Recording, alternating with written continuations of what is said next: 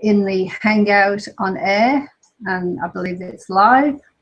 But the purpose is basically to say thank you very much, all of you, for your support. It's meant more to me than the words can express.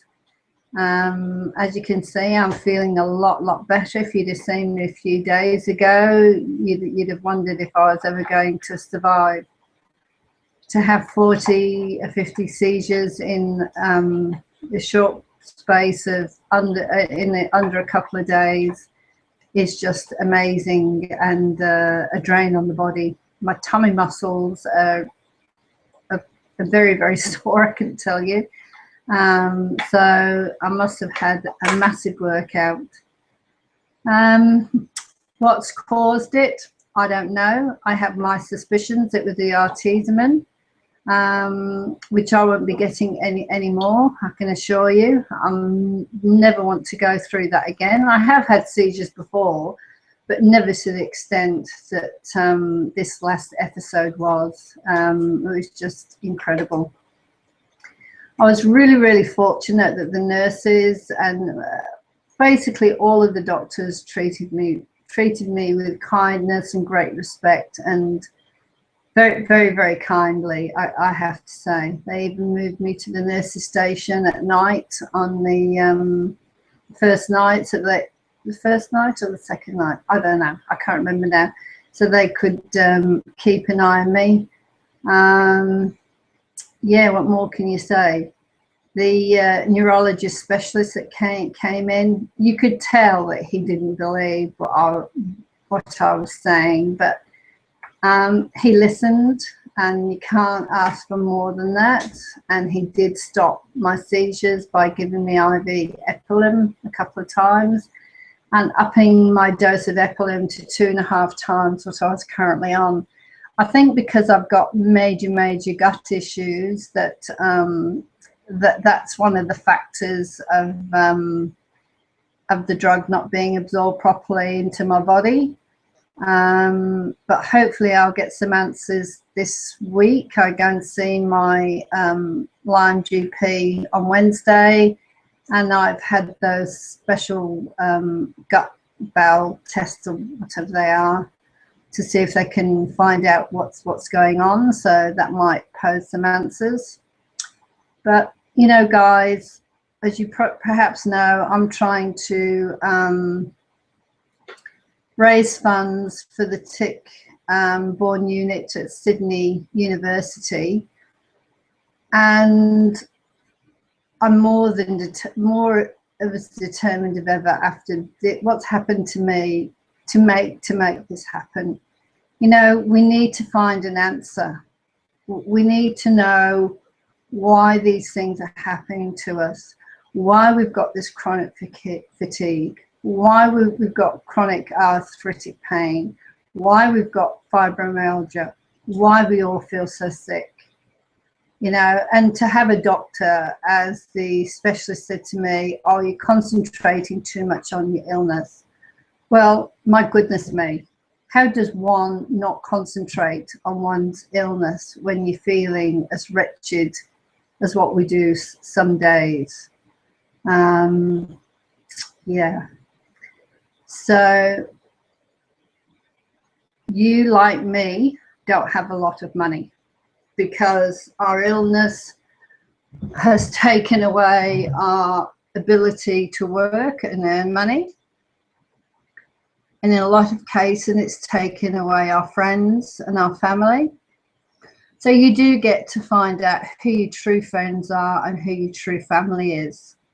And I've certainly found that out. A lot of people that I thought I was very close to, now, to be quite honest, I hardly ever hear from them, never alone see them.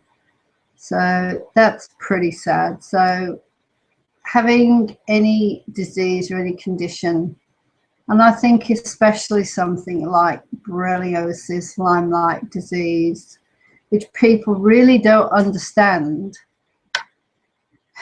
it makes life even more difficult. You know, years ago I had breast cancer, And all you had to do is pick up the phone and said, oh, I'm having treatment for cancer. And you would get as much help as you wanted from anywhere. You know, if you wanted a taxi, if you wanted this, if you wanted that, you know, people would come from everywhere. Even though when I experienced it, I didn't have a great deal of support from the medical world like there is now. But yeah, but you say you've got borreliosis, and you know, people really don't understand. A lot of people really, I feel, don't care.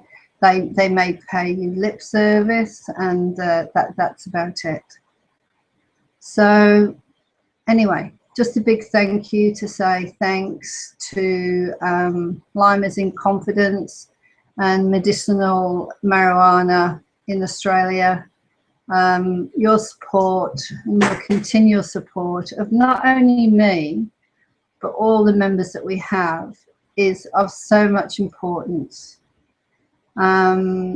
So we're all making a difference in each other's lives, and let's continue to do that. Let's continue to support each other in all the ways that we can. On medicinal marijuana in Australia, yeah, we have a lot of people with very, very sick conditions and problems. And don't get me wrong, I'm not saying because you've got cancer you're one of the lucky ones. By far from it, you're not.